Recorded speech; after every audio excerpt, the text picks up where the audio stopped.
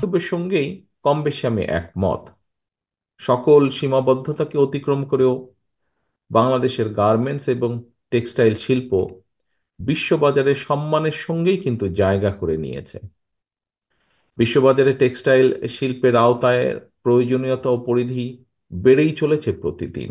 ফলে জ্ঞানের একটা প্রায়োগিক শাখা হিসাবে বিশ্বব্যাপী টেক্সটাইল ইঞ্জিনিয়ারিং কিংবা টেক্সটাইল কলেজের ভূমিকা এবং গুরুত্ব আগের যে কোনো সময় থেকে অনেক গুণ বেড়েছে।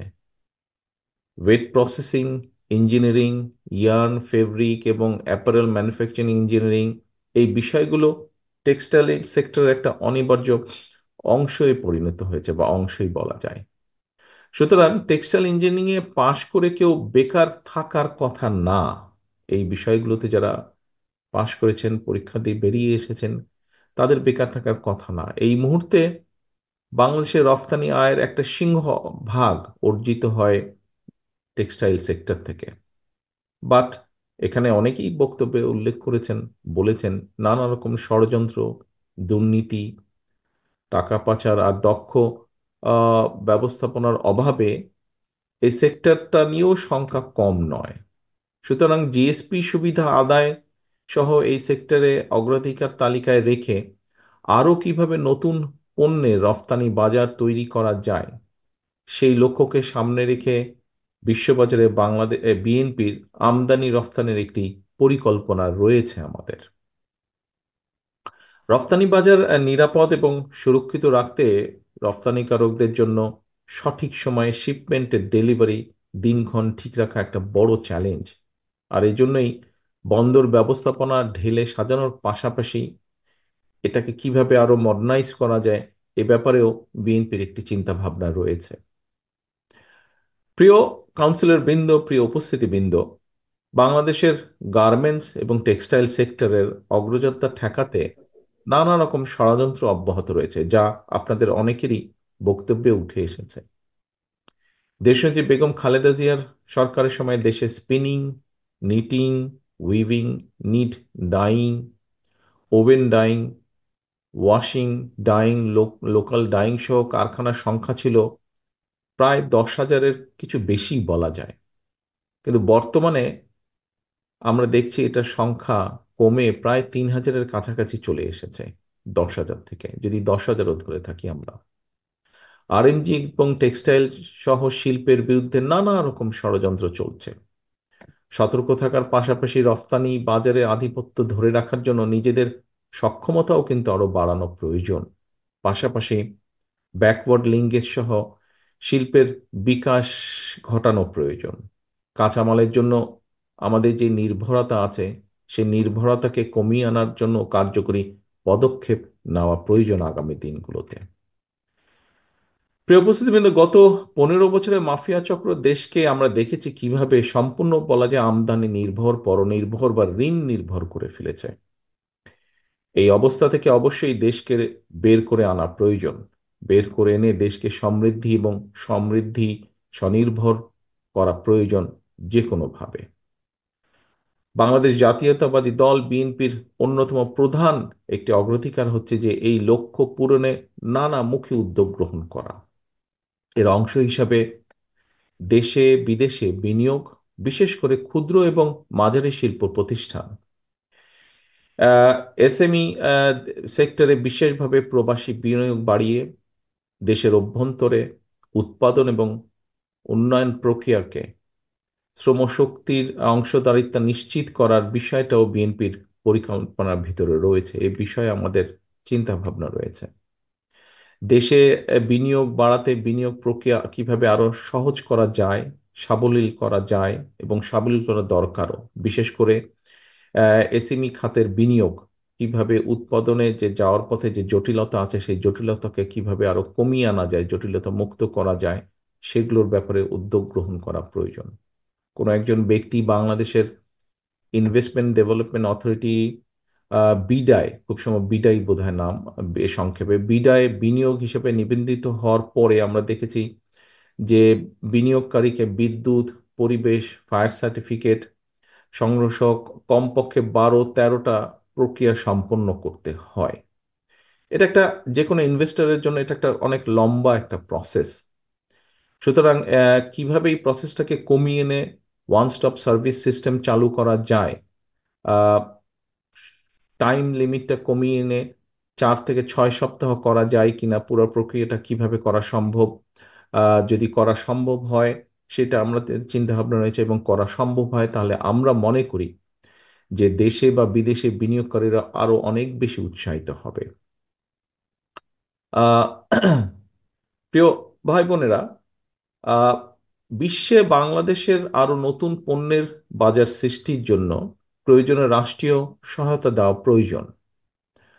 আমরা আশ্বাস দিয়ে এতটুকু বলতে চাই এই মুহূর্তে যে জনগণের রায়, বিএনপি যদি ইনশাল্লাহ রাষ্ট্র ক্ষমতার পরিচালনার সুযোগ পায়, বিদেশে বাংলাদেশের রফতানি পণ্যের বাজারের সম্প্রসারণের লক্ষ্যে গার্মেন্টস এবং টেক্সটাইল ছাড়াও যেগুলো শতভাগ রফতানিযোগ্য পণ্য, সেগুলোর উপরে আমাদের চিন্তা ভাবনা আছে ব্যাক টু ব্যাক এলসি সুযোগ কিভাবে দেওয়া যায়, সেই বিষয়টির একটি চিন্তা ভাবনা আমাদের আছে।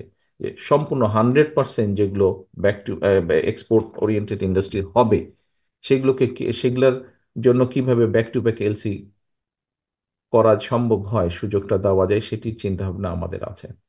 আমরা মনে করি যে শতভাগ রফতানিযোগ্য পণ্যের উপরে যদি ব্যাক টু ব্যাক এলসির সুযোগ হয়, তাহলে অনেকেই পণ্য রফতানিতে উৎসাহিত হবেন। তবে কেউ যাতে আবার ব্যাক টু ব্যাক এলসির সুযোগের অপব্যবহার করতে না পারে, এটার জন্য আমাদেরকে কঠোর মনিটরিং সিস্টেম রাখতে হবে। এখানে হয়তো কিছু সমস্যা আছে, সেখানে আমাদেরকে মনিটরিং সিস্টেমটা কঠোর রাখতে হবে। এখানে সকলকেই এগিয়ে আসতে হবে এই দেশের এই স্বার্থের জন্য। প্রিয় উপস্থিত কাউন্সিলর বৃন্দ, রাষ্ট্র, রাজনীতি, শাসন, প্রশাসন, সংস্কার এবং অর্থনৈতিক মুক্তির লক্ষ্যে বাংলাদেশের পক্ষের গণতান্ত্রিক রাজনৈতিক দলগুলোর উপস্থিতিতেই বাংলাদেশ জাতীয়তাবাদী দল ইতিমধ্যেই 31 দফা কর্মসূচি ঘোষণা করেছে। আমাদের ঘোষিত 31 দফা কর্মসূচি সমৃদ্ধ এবং স্বনির্ভর বাংলাদেশ গড়ার একটি ঐতিহাসিক সনদ বলে আমরা বিশ্বাস করি। ঘোষিত এই 31 দফা কর্মসূচির বাস্তবায়ন পরিকল্পনায় নৈতিক, মানসম্পন্ন, কর্মমুখী এবং প্রায়োগিক শিক্ষার উপরেও কিন্তু জোর দেওয়া হয়েছে। আমরা বিশ্বাস করি যে জনসংখ্যা, অনেকে এখানে একজন বক্তাও বোধহয় খুব সম্ভব বলে গিয়েছেন যে শহীদ জিয়া রহমানের সময় যখন খাদ্য উৎপাদন দ্বিগুণ হলো, তার আগে জনসংখ্যাকে অনেকে কেউ বলতেন বার্ডেন বলে অভিহিত করতেন। বাট আমরা মনে করি জনসংখ্যা কখনো অভিশাপ নয়, বরং এই জনসংখ্যাকে জনশক্তি তথা মানব সম্পদে যদি রূপান্তর করা যায়, তাহলে অবশ্যই একটি দেশের উন্নয়ন এবং সমৃদ্ধির জন্য জনসম্পদই কিন্তু হতে পারে সবচেয়ে সবচেয়ে বড় জনশক্তি। বর্তমান বিশ্বের অনেক দেশেই নানা রকমের কর্মক্ষম জনসংখ্যার হার কমছে কিন্তু, তবে দক্ষ কর্মী কিংবা শ্রমশক্তির চাহিদা বাড়ছে অন দি আদার সাইড। এরকম পরিস্থিতি বৈশ্বিক প্রেক্ষাপটে আমাদের দেশের কর্মক্ষম জনসংখ্যা থাকলেও বিশ্ব বাজারের চাহিদার তুলনায় দক্ষ জনশক্তির অপ্রতুল। সুতরাং দেশে এবং বিশ্ব বাজারের চাহিদার প্রতি লক্ষ্য রেখে আমরা যদি বিভিন্ন ক্ষেত্রে দক্ষ শ্রমশক্তি কিংবা কর্মী গড়ে তুলতে পারি, এইটা কিন্তু আমাদের আরেকটা লক্ষ্য। অর্থাৎ আমাদের যে বিদেশে প্রায় এখন 1 কোটির মতন প্রবাসী আছেন, যারা প্রতিদিন সারাদিন পরিশ্রমের মাধ্যমে যে বৈদেশিক মুদ্রা পাঠাচ্ছেন, আমরা যদি এরকম আরো বহু মানুষকে যদি স্কিল লেবারে পরিণত করে বিদেশে পাঠাতে পারি, এটাও কিন্তু একটা বিশাল অর্জন হবে আমাদের। প্রিয় উপস্থিতিবৃন্দ, কাউন্সিলর বৃন্দ, বর্তমান বিশ্বে ইন্ডাস্ট্রি 4.0 অর্থাৎ চতুর্থ শিল্প বিপ্লবের মুখোমুখি। চতুর্থ শিল্প বিপ্লবের কারণে একদিকে যেমন বহু মানুষের কর্মসংস্থানের সুযোগ রয়েছে বিভিন্নভাবে, ঠিক অপরদিকে কিন্তু আবার বহু মানুষের চাকরি বা কর্মসংস্থান হারিয়ে যাবারও, চাকরি হারানোরও সুযোগ রয়েছে। শ্রমবাজারের এই নতুন চ্যালেঞ্জ মোকাবেলায় নিজেদেরকে অবশ্যই দক্ষ এবং যোগ্য হিসেবে গড়ে তুলতে যদি আমরা সক্ষম হই, যে কথাটা মাত্র আপনাদের সামনে আমি তুলে ধরলাম, তাহলে কিন্তু এই প্রতিযোগিতামূলক বিশ্বে আমরা টিকে থাকতে পারবো। আদারওয়াইজ আমাদেরকে কিন্তু পিছিয়ে পড়তে হবে। একটা দেশের রাজনীতি যদি রুগ্ন হয়, তাহলে কিন্তু অর্থনীতিও কিন্তু রুগ্ন হতে বাধ্য, এবং আমরা সেটা দেখেছি। স্বৈরাচারী আমলে আমরা সেটা দেখেছি, কয়েকটি মেগা প্রজেক্ট দেখেছি আমরা কিভাবে উন্নয়নের মেগা প্রজেক্ট করেছে তারা, কিন্তু সেটি কিন্তু অ্যাকচুয়ালি উন্নয়নের চিত্র না। এখন ধীরে ধীরে আসল রূপটা বেরিয়ে আসছে, অর্থনীতিকে আরম্ভ করে সবকিছু, ইন্ডাস্ট্রি থেকে সবকিছু বেরিয়ে আসছে। অর্থাৎ বাংলাদেশই কিন্তু এর সবচেয়ে বড় প্রমাণ যে একটা দেশের রাজনীতি যদি রুগ্ন হয় তাহলে এটার অর্থনীতিও কিভাবে রুগ্ন হয়ে যায়। আহ, প্রিয় উপস্থিতিবৃন্দ, প্রায় 30,000 মানুষকে নির্মমভাবে আহত করে, 2,000-এর মতন ছাত্র জনতাকে হত্যা করে এই যে পতিত স্বৈরাচার দেশ ছেড়ে পালানোর পরে সম্পূর্ণ বিধ্বস্ত একটি প্রশাসন রাষ্ট্র দায়িত্ব নিয়েছে এই অন্তর্বর্তী সরকার। এখানে মহাসচিব সাহেব একটু আগে ওনার বক্তব্যে বলেছেন কয়েকটি গুরুত্বপূর্ণ কথা।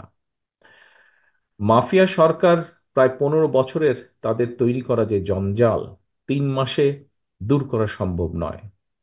তবে 3 মাস পর সরকারের যে এই যে অন্তর্বর্তীকালীন সরকার, তাদের সফলতা কিংবা ব্যর্থতা নিয়ে জনমনে প্রশ্ন ওঠা অনার্য কিংবা অস্বাভাবিকও নয়। অন্তর্বর্তীকালীন সরকারের, আমরা আগেও বলেছি যে একটি বিষয় বোধহয় ওনাদেরকে মনে রাখা দরকার, যে জনগণের সকল দাবি হয়তো তাদের পক্ষে পূরণ সম্ভব নয়, কিন্তু সরকার পরিচালনায় যে অদক্ষতা পরিলক্ষিত হয়, যদি অদক্ষতা দেখতে পায় জনগণ, সেটাও কিন্তু জনগণ আবার সহজভাবে মেনে নেবে না। আমি এর আগেও বারবার বলেছি, অন্তর্বর্তীকালীন সরকারের প্রতি আহ্বান জানিয়ে বলেছিলাম যে রাষ্ট্র মেরামতের কর্মযজ্ঞ সম্পাদন করতে গিয়ে অগ্রাধিকারের সেটিং যদি ভুল হয়, অর্থাৎ কোনটা প্রায়োরিটি দিবেন ওনারা সেটা যদি ভুল হয়, তাহলে কিন্তু জনগণের কাছে সরকারের অদক্ষতা হিসাবেই কিন্তু এটি বিবেচিত হবে। জুলাই আগস্টের যেই গণ অভ্যুত্থান, সেই গণ অভ্যুত্থানে আমরা দেখেছি বহু মানুষ, বহু ছাত্র, বহু বিভিন্ন শ্রেণী পেশার মানুষ, হাত পা কান চোখ বিভিন্ন অঙ্গহানি হয়েছে।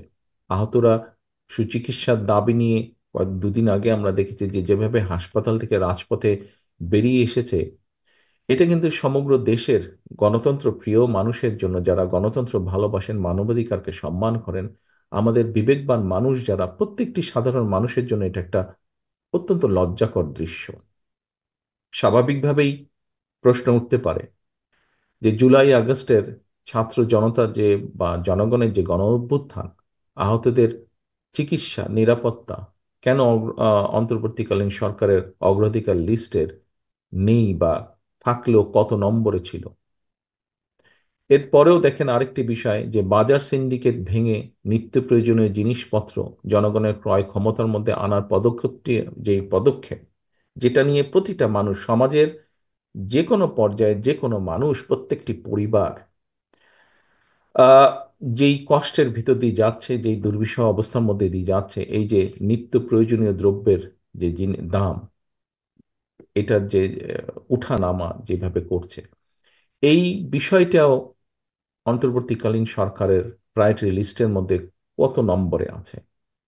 আমি সবসময় এর আগেও কয়েকবার বলেছি দৃষ্টি আকর্ষণের জন্য, যে অন্তর্বর্তীকালীন সরকারের সকল কাজ হয়তো সবার কাছে সাফল্য বলে বিবেচিত হবে না, কিন্তু অন্তর্বর্তীকালীন সরকারের ব্যর্থতা কিন্তু আমাদের সকলের ব্যর্থতা। গণতন্ত্রকে আমি স্বাধীনতা প্রিয় মানুষের ব্যর্থতা, এই সরকারকে ব্যর্থ করে দিতে, যে স্বৈরাচার ছিল, পলাতক যে স্বৈরাচার, তার এবং তাদের দোসররা কিন্তু বসে নেই। সেটা দেশের ভেতরেই হোক বা দেশের বাইরেই হোক, প্রশাসনের ভিতরেই হোক বা বাইরে হোক, ওরা কিন্তু ওত পেতে আছে যে কিভাবে এই অন্তর্বর্তীকালীন সরকারকে ব্যর্থ করে দেওয়া যায়। এদেরকে যদি ব্যর্থ করে দেওয়া যায়, তাহলে গণতন্ত্রকে ব্যর্থ করে দেওয়া যাবে। বাংলাদেশের কোটি কোটি মানুষ যারা গণতন্ত্রকে ভালোবাসে, গণতন্ত্রকে প্র্যাকটিস করতে চায়, তাদেরকে ব্যর্থ করে দেওয়া যাবে। প্রিয় উপস্থিতিবৃন্দ, এইরকম একটা পরিস্থিতিতে অন্তর্বর্তীকালীন সরকারের কিছু কিছু সিদ্ধান্ত মনে হয় তারা জন আকাঙ্ক্ষার, জনগণের যে আকাঙ্ক্ষা সেটার প্রতি ভ্রূক্ষেপ করতে বোধহয় চাইছে না। বরং তারা যেটা ভালো মনে করছে সেটাই তারা হয়তো চাপিয়ে দিতে চাইছে। অনেক অপ্রাপ্তি থাকার পরেও জনগণ কিন্তু এখনো এই সরকারের উপর আস্থা রাখতে চাইছে, তারা আস্থা হারাতে চাইছে না। আহ, তবে একটা প্রশ্ন হচ্ছে, সরকার কি ঔদ জনগণের আস্থা রাখতে চায়? কারণ জনগণের সঙ্গে সরকারের আস্থার সম্পর্ক নিবিড় থাকলে ষড়যন্ত্রকারীরা কিন্তু তাদের ষড়যন্ত্রের ডালপালা বিস্তারের সুযোগ পাবে না। এই অন্তর্বর্তীকালীন সরকারের সাথে যদি জনগণ যা চাইছে, মিনিমাম যে জিনিসগুলো চাইছে, তারা যদি সেগুলোকে অ্যাড্রেস করার জন্য সচেষ্ট থাকে, তাহলে ষড়যন্ত্রকারীরা সুযোগটা পাবে না। একটা কথা প্রায় আমি বলেছি যে জনগণের রাজনৈতিক এবং অর্থনৈতিক ক্ষমতা নিশ্চিত করা যদি না যায়, রাজনৈতিক এবং অর্থনৈতিক এই দুটো ক্ষমতায়ন যদি জনগণের এই দুটো ক্ষমতায়ন যদি নিশ্চিত করা না যায়, তাহলে গণতন্ত্র, উন্নয়ন কিংবা সংস্কার আমরা যত যাই বলছি না কেন, কোনোটাই কিন্তু টেকসই হবে না। একজন নাগরিকের রাজনৈতিক ক্ষমতার প্রধান হাতিয়ার হচ্ছে কিন্তু ভোট প্রয়োগের অধিকার। ভোট প্রয়োগের অধিকার। আজকে আপনারাও এখানে কিন্তু ভোটই প্রয়োগ করেছেন। আমরা একটু আগে, আমি বক্তব্য দেবার আগে, আমরা নতুন সভাপতি এবং সেক্রেটারিকে দেখেছি যারা দায়িত্বপ্রাপ্ত হলেন আগামী দিন জেটাপকে পরিচালনার জন্য। আপনাদের ভোটের মাধ্যমেই হয়েছে, কিন্তু 3,000 মানুষের ভোটের মাধ্যমে হয়েছে। ঠিক একইভাবে জনগণের ভোট প্রয়োগের অধিকার, রাজনৈতিক ক্ষমতায়ন যেটার প্রধান হাতিয়ার হচ্ছে কিন্তু ভোট প্রয়োগের অধিকার। জনগণ ভোট প্রয়োগের যে অধিকার প্রয়োগ করার সুযোগ যদি না পায় জনগণ, রাষ্ট্রের সঙ্গে কিন্তু নাগরিকদের যে একটা সম্পর্ক, অংশীদারিত্ব, সেই সম্পর্কটা কিন্তু সৃষ্টি হয় না। আমরা দেখেছি ইতিমধ্যেই অন্তর্বর্তীকালীন সরকার নির্বাচন কমিশনকে পুনর্গঠনের উদ্যোগ নিয়েছে। আহ, জনগণ আশা করছে যে ইনশাল্লাহ জনগণ একটা নিরপেক্ষ, স্বচ্ছ পরিবেশে নির্ভয় জনগণ ভোট দিতে সক্ষম হবে।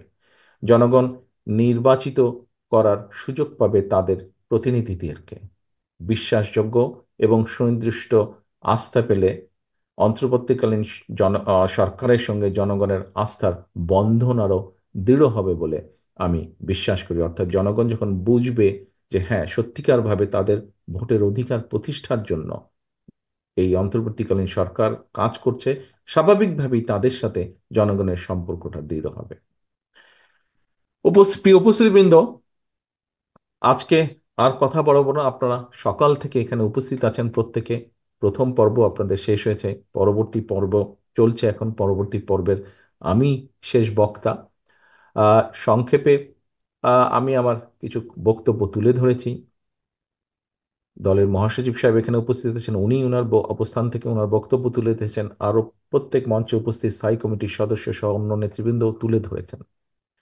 আমরা প্রত্যেকেই, আমাদের লক্ষ্য বা উদ্দেশ্য হচ্ছে দেশকে সামনে এগিয়ে নিয়ে যাওয়া, জনগণের যে জীবন যাত্রা একটু বেটার করা, একটু বেটার করা, শিক্ষার্থীদের শিক্ষার ব্যবস্থা বেটার করা, যারা বেকার তাদের যে কোনো ধরনের কর্মসংস্থানের সুযোগ করা, মানুষের চিকিৎসার ব্যবস্থা একটু বেটার করা, নিরাপত্তা একটু বেটার করা।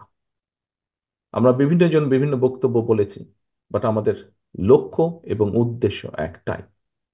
এখানে অনেক বক্তা অনেকগুলো কথা বলেছেন, তাদের কতগুলো কথা থেকে বেরিয়ে এসে অতীতে বিএনপি যখনই সুযোগ পেয়েছে জনগণের সমর্থন নিয়ে দেশ পরিচালনা, বিএনপি প্রতিবার চেষ্টা করেছে যতটুকু সম্ভব এই কাজগুলো করার জন্য, মানুষের জন্য, দেশের জন্য, সমাজের কম বেশি প্রতিটা শ্রেণীর মানুষের জন্য।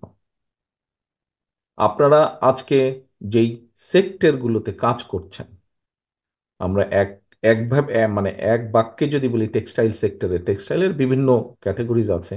এই সেক্টরের সামগ্রিকভাবে যদি আমরা দেখি, এই সেক্টরের উন্নয়নের জন্য অধিকাংশ কাজ বিএনপি সরকারই করেছে।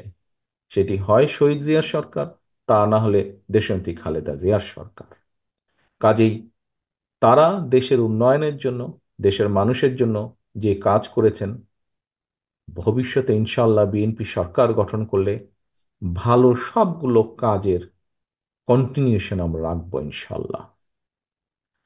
আমি পরিশেষে জেটাবের এই জাতীয় সম্মেলনের, যে আজকে যে সম্মেলন হয়েছে, সম্মেলনে যারা দায়িত্বপ্রাপ্ত হয়েছেন তাদের সাফল্য কামনা করছি এবং একই সাথে তাদেরকে শুভেচ্ছা জানাচ্ছি যারা আজকে দায়িত্বপ্রাপ্ত হয়েছেন। দেশের অর্থনৈতিক উন্নয়নে আপনাদের এখানে উপস্থিত প্রতিটা মানুষ যারা যেটা বেশ সদস্য, আপনাদের ভূমিকা থাকবে দেশের উন্নয়নে। দেশ এবং জনগণের জন্য সমৃদ্ধি এবং সাফল্য বয়ে আনুক। আপনারা সকলে বয়ে আনতে আপনারা অবদান রাখুন, এই প্রত্যাশা রেখে আবারও আপনাদের সকলকে ধন্যবাদ জানিয়ে যেটা বেশ সাফল্য কামনা করে আমার বক্তব্য শেষ করছি। আল্লাহ হাফেজ। বাংলাদেশ জিন্দাবাদ। বাংলাদেশ জাতীয়তাবাদী দল জিন্দাবাদ।